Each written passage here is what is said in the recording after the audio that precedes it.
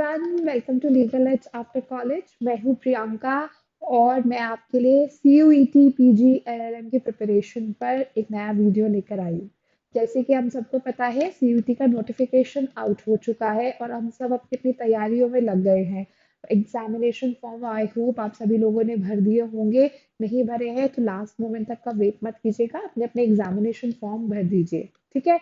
अब जब examination form भर गए हैं तो फिर अब ये क्वेश्चन उठता है कि मैम प्रिपेयर कैसे करें, कैसे अपनी प्रिपरेशन को डिवाइस करें कि by the time the exam would come हम पूरी तरीके से एग्जाम के लिए तैयार हों। ठीक है। तो सबसे पहले हमें ये देखना है कि हमारे पास सिर्फ 2 महीने का टाइम पीरियड है। Though the exact date is not out yet, but हम ये सोच के चल रहे हैं कि वी स्टिल हैव 2 मंथ्स। तो इन 2 महीनों को कैसे यूटिलाइज करना है ताकि हमारी प्रिपरेशन इतनी स्ट्रॉन्गर हो that we will get either Delhi University or the college we would want. But I would suggest Delhi University is one of the finest college you can get from CUET. So target for it. बाकी let's see what happens, है ना। तो चलिए अभी हम देखते हैं कि 2 महीने आपको कैसे यूटिलाइज करने हैं ताकि CUET आपके बैंक में हो। ठीक है। चलिए तो सबसे पहले थोड़ा सा पैटर्न डिस्कस कर लेते हैं CUET का। CUET में इन टोटल अगर आप देखें तो सारे यूनिट्स के सब्जेक्ट्स अगर अलग अलग डिवाइड करेंगे, some major subjects and some minor subjects. So there are in total 38 subjects which are asked in CUET. I know काफी ज्यादा है as compared to CLAT and ALET, और जो काफी टाइम से CLAT and ALET के लिए तैयारी कर रहे थे उनके लिए बहुत सारे सब्जेक्ट्स जैसे कि सेबी, कॉम्पिटिशन लॉ, आपका जुवेनाइल जस्टिस एक्ट, ये सारे अनटचेबल टॉपिक्स हैं। तो इसमें थोड़ा स्क्रैच से स्टार्ट करना पड़ेगा, लेकिन हो जाएगा। ये मत सोचना कि नंबर ऑफ सब्जेक्ट ज्यादा है तो it's going to be impossible और नहीं हो सकता है, ऐसा कुछ भी नहीं है। आराम से हो जाएगा। एग्जामिनेशन पैटर्न की बात करूं तो there are 75 question, there is going to be 75 question. हर क्वेश्चन 4 मार्क्स का है। तो in total the question paper will be of 300 marks. तो 75 MCQs आएंगे। एक क्वेश्चन 4 मार्क्स का है। तो टोटल आपका क्वेश्चन पेपर 300 मार्क्स का हो जाएगा। टाइम अभी तक एग्जैक्ट स्पेसिफाई नहीं किया है, but as far as we are assuming it's going to be 1.5 hour to 2 hour, 1.5 से 2 घंटे के बीच का ये क्वेश्चन पेपर होगा, which is easily doable considering कि 75 क्वेश्चन ही है। बट एक चीज जो आपको ध्यान रखनी है वो है नेगेटिव मार्किंग।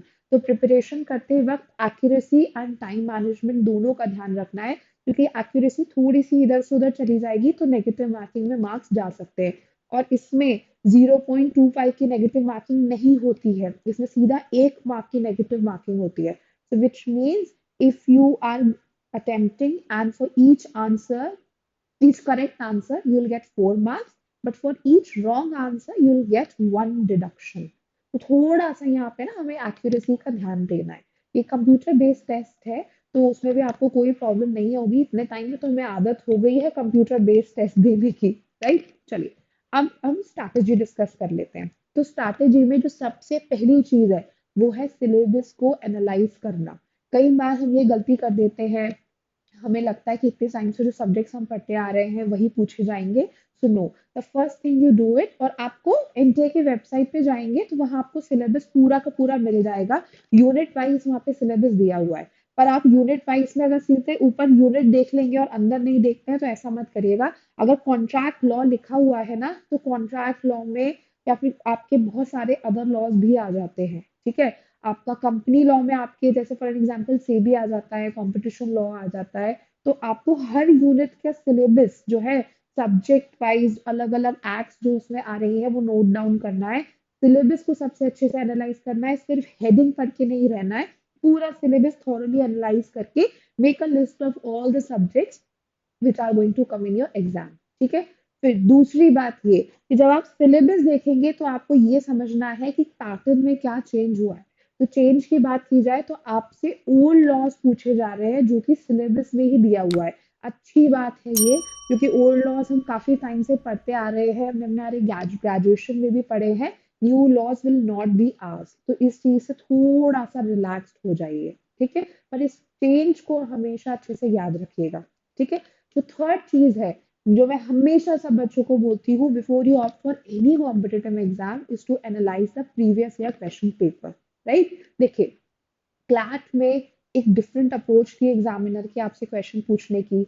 वहाँ पे पैसेज बेस्ड क्वेश्चन आते थे, केस बेस्ड क्वेश्चन आते थे।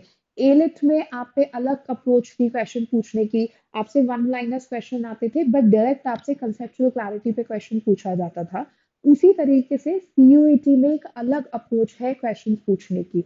तो आपके एग्जामिनर की अप्रोच पे डिपेंड करता है कि आपकी प्रिपरेशन किस तरीके से होगी, किस सब्जेक्ट में ज्यादा डेप्थ में जाना है, किस सब्जेक्ट में सरफेस लेवल पे पढ़ना है, किस सब्जेक्ट में ज्यादा सेक्शन नंबर्स पूछे जाते हैं, किस सब्जेक्ट में ज्यादा केसेस पूछे जाते हैं, कौन से टॉपिक ज्यादा इंपॉर्टेंट है। अभी फैमिली लॉ में हिंदू लॉ ज्यादा इंपॉर्टेंट है या फिर मुस्लिम ज्यादा लॉ ज्यादा इंपॉर्टेंट है, ये आपको previous year question paper analyse करने के बाद ही समझ आएगा। And when you analyse previous year question paper, you make sure आप एटलीस्ट पिछले 3 सालों का क्वेश्चन पेपर एनालाइज करें, सिर्फ एक नहीं 3 साल, ताकि आप रिपीटेड पैटर्न्स आइडेंटिफाई कर पाए।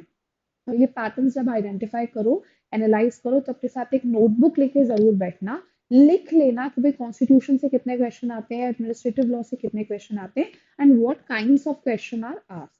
ठीक है, चलिए। तो जब आपको सब्जेक्ट्स का आइडेंटिफिकेशन हो गया, आपने प्रीवियस ईयर क्वेश्चन पेपर देख लिए, तो नेक्स्ट चीज जो आपको करनी है, आपको एक लिस्ट बनानी है। आपको most important subject and important subjects की लिस्ट बनानी है। तो यहाँ पे मैंने लेस इंपॉर्टेंट कुछ भी नहीं रखा है, इंपॉर्टेंट सारे हैं, बट मोस्ट इंपॉर्टेंट वो सब्जेक्ट्स हैं जिसमें से ज्यादा नंबर ऑफ क्वेश्चंस आते हैं, जो आप स्किप कर ही नहीं सकते। इंपॉर्टेंट सब्जेक्ट्स वो है जिन्हें आप अगर बाद में भी उठाएंगे तो भी चलेगा, उठाना है लेकिन उन्हें, क्योंकि उसमें से लेस नंबर ऑफ क्वेश्चंस आते हैं। तो आपको ये पता चल जाएगा कि आपको किस क्रोनोलॉजी में सब्जेक्ट्स पढ़ने हैं। ठीक है, इसके बाद जो नेक्स्ट स्टेप होता है, वो होता है अब इन 2 महीनों को डिवाइड करना। तो आप इन 2 महीनों को 3 फेजेस में डिवाइड करेंगे। ठीक है, पहला आपका सिलेबस कंप्लीशन, दूसरा आपका रिवीजन एंड तीसरा आपका प्रैक्टिस। ठीक है, तो पहले प्रैक्टिस के लिए कुछ दिन अलग कर लीजिए, रिवीजन के लिए कुछ दिन अलग कर दीजिए, और बचे हुए दिनों में आपको सिलेबस कंप्लीशन करना है। ये सिलेबस कंप्लीशन, कई बार बच्चे घबरा जाते हैं, मैम 38 सब्जेक्ट से कैसे होगा। हो जाएगा। अब बस ये कि 8 घंटे लग के पढ़ाई करनी है, आराम से सिलेबस कंप्लीशन हो जाएगा। ठीक है, ट्राई करिए जैसे आपने एक मेजर और 2 माइनर सब्जेक्ट्स एक साथ करोगे। अच्छी चीज है, अब इसमें जीके, इंग्लिश, मैथ्स कुछ भी नहीं है, सिर्फ लॉ है, तो इसलिए अचीवेबल है, राइट। तो इसमें से एक मेजर, 2 माइनर सब्जेक्ट्स एक साथ पूरे दिन में करोगे, और डुएबल है, किया जा सकता है। तो आराम से आप अपने सिलेबस कंप्लीशन कर सकते हो। तो सबसे पहले सिलेबस कंप्लीशन करिए। सिलेबस कंप्लीशन करते वक्त 2 चीजों का ध्यान रखना है। पहला, जब आप अपने नोट्स बनाएंगे तो डिटेल नोट्स नहीं बनाने हैं। We don't have enough time to make detail notes, we don't have enough time to revise those detail notes. आपको अपने नोट्स बहुत ही कंसाइज फॉर्म में बनाने हैं, कोशिश करना है वन लाइनर्स में बनाइए। और इन नोट्स को बनाते वक्त अपने रिसोर्सेज का जरूर ध्यान रखिए। ये मेरे साथ भी होता है कि कई बार मैं सोचती हूँ कि कुछ छूट ना जाए, तो मैं 2-3 किताबें उठा लेती हूँ। तब वो 2-3 किताबों से बनाने में ना क्या हो जाता है कि वो एक सब्जेक्ट तो खत्म हो जाएगा, अगला सब्जेक्ट जब तक करने पे आऊँ तब तक एग्जाम की डेट पास आने लगती है। तो आपको अपनी रिसोर्सेज बहुत वाइजली चूज करनी है। रिसोर्सेज को बहुत ज्यादा एक्सपैंड नहीं करना है, बहुत लिमिटेड रिसोर्सेज रखिए, पर वो रिसोर्सेज आपके सारे टॉपिक्स कवर कर रहा हो। ठीक है, choose your resources wisely and do not make detail notes, वो it won't make any sense. ठीक है, नेक्स्ट जब आपको क्या करना है, रिविजन। तो जो वन लाइनर नोट्स आप बना रहे हैं ना, आप उसी में से रिवाइज करेंगे, इसलिए वन लाइनर नोट्स बनवाए गए हैं, क्योंकि इन डेप्थ नोट्स से रिवाइज करने में टाइम लगता है। After your revision, your next step is to mock test, right. Mock test दीजिए, जहां पे आप क्वेश्चन पेपर्स जो है अपने लगाइए, पर उन मॉक टेस्ट को एनालाइज करना नहीं भूलिएगा, क्योंकि जब आप एनालाइज करेंगे तभी आपको पता चलेगा कि आपके स्ट्रॉन्ग एरियाज कौन से हैं, आपके वीक एरियाज कौन से हैं। क्योंकि आपका लास्ट स्टेप है fast track revision of your weak areas. Analysis के बाद जब आप आइडेंटिफाई करेंगे these are my weak areas, तो आपको फिर लास्ट में अपने उन वीक एरियाज का रिवीजन करना है, लास्ट लास्ट में। ठीक है, एक और इम्पॉर्टेंट चीज, जैसे ही आपका कोई टॉपिक कवर हो जाता है, जैसे सपोज आपका कॉन्स्टिट्यूशन कवर हो गया, तो आप कॉन्स्टिट्यूशन के सिर्फ कॉन्स्टिट्यूशन के क्वेश्चन जो है पीवाईपीज में से लगा सकते हैं, ताकि आपको ये पता चल जाए if you are on a right track और not, or if you want to change something in your strategy. So once you finish a subject, make sure you go back to previous year papers and try and identify if you are able to answer those questions, right? So this is from my end a strategy. इसके beyond अगर आपको पीवाईपीज नहीं मिल रहे हैं, मॉक्स नहीं मिल रहे हैं, आपको समझ नहीं आ रहा है किस तरीके से प्रिपेयर करना है, so top rankers have already launched a crash course for a CUET exam and IIT Kharagpur. तो आप रिसोर्सेस नहीं आइडेंटिफाई कर पा रहे हो, मॉक्स आपको चाहिए, रिकॉर्डेड क्लासेस चाहिए, मेंटोरशिप सपोर्ट चाहिए, so go to our website, find the course, and you can reach out to us if there is any confusion. We are happy to help you till the exam finishes, whatever you need, right? So अच्छा लगा video, strategy समझ में आई, इसी तरह के videos हम आपके लिए और लाते रहेंगे, बट उसके लिए क्या करना पड़ेगा, चैनल को subscribe the channel, share it with a friend who's confused about the preparation, and we'll be back with another video. Bye bye.